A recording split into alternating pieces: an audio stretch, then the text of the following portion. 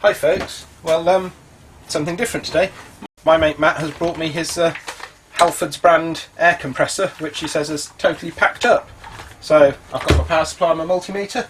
I thought I'd have a look and see if we can work out what's going on with it. So first thing to do is give it some power and see what happens. And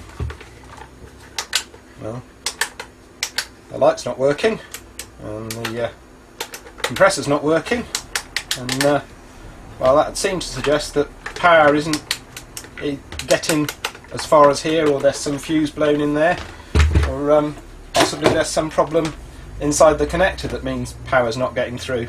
And actually this thing looks like a fused connector and has a screw at the end, and if we take that out, we find that there's a fuse inside. And I don't know if you can see that on the camera, but I can see quite clearly there's a gap in the middle of that fuse, and it's quite clearly that fuse is gone. And I'll just confirm that with my multimeter, but there's really not much point because I can see the gap in the wire. And yes indeed, electricity cannot go through the gap in the wire.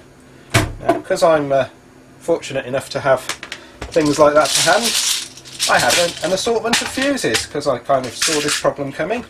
So I've got a replacement fuse here.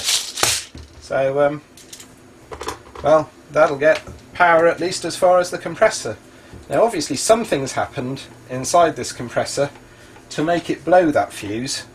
It's a 10 amp fuse, and that's 130 watts of power that you can pull out of a car. So I'm going to take the screws out and just have a look in here. Make sure that the compressor hasn't seized up, that the motor still works fine, that kind of thing. So we'll just pull this apart before we plug it back in and have a quick check.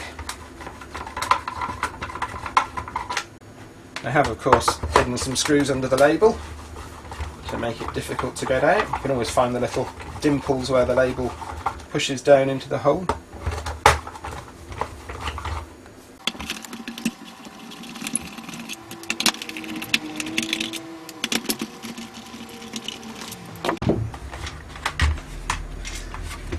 There we are, we have the insides of the compressor.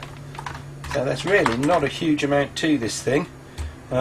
Electric motor that goes round, drives that cog, which pushes this cylinder in the compressor up and down, just like a car engine piston. And there's a little leaf valve at the top of there that stops the air going in the wrong direction. And we've got a little driver circuit. There's a relay there that switches the compressor on and off, so the actual switch on the front doesn't do anything in particular, it just controls the power to that, which controls the motor current.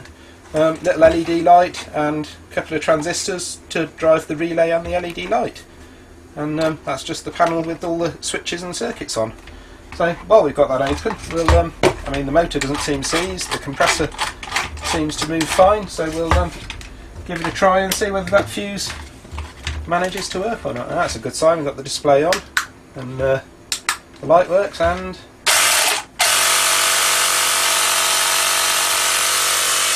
well, that all seems fine. I mean, while it's open, just throw a bit of lubrication in there. That'll keep things going.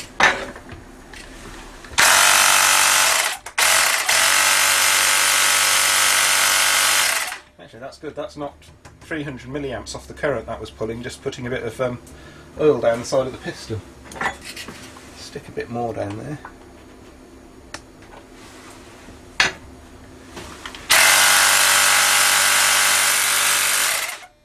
Well, so we've done our job there. I'll throw this back together again.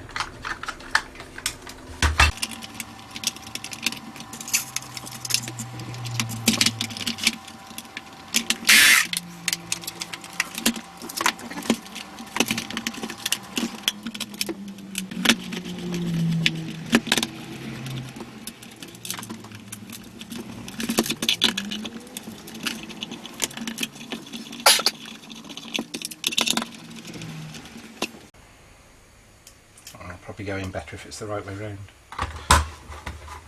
Wondering why that one wasn't working. One's upside down. we'll cut some of this out.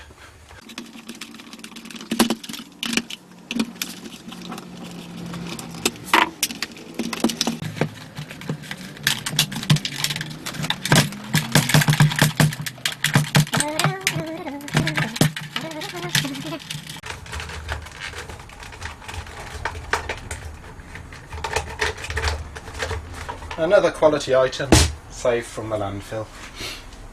Job done, time for a cuppa. Bye folks.